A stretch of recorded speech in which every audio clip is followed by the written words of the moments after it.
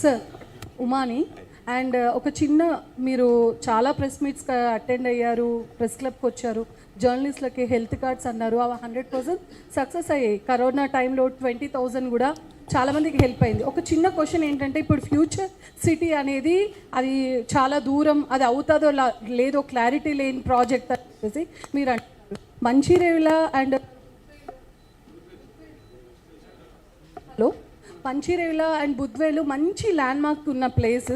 So దాని గురించి మీరు మంచి పాయింట్స్ రేజ్ చేశారు. ఇప్పుడు ఫ్యూచర్ వచ్చేది మీ గవర్నమెంట్ అంటున్నారు. అगर మీ గవర్నమెంట్ వస్తే మీరు అక్కడ స్టిక్ ఆన్ అవుతారా, మీరు ఇవ్వగలుగుతారా అక్కడ అనేది మాకు కన్ఫ్యూజన్. ఒక్కడే చెప్తాను మా, let me tell you is one thing. నేను ఎట్లా గవర్నమెంట్లోకి వస్తాను, నీకే అనుమానం ఒక్కలేదు మా.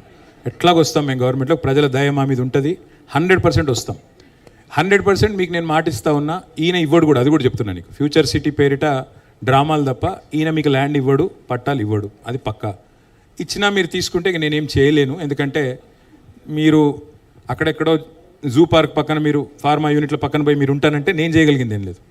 నేను మీకు ఇచ్చే మాట ఏమంటే,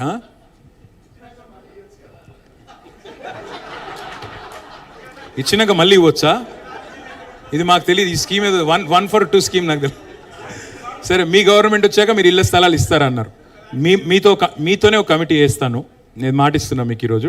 June 3rd, 2026 let us form a joint committee of the government and the press club and మీ మీడియా అకాడమీ ఉంటే మీడియా అకాడమీ ఏసీ.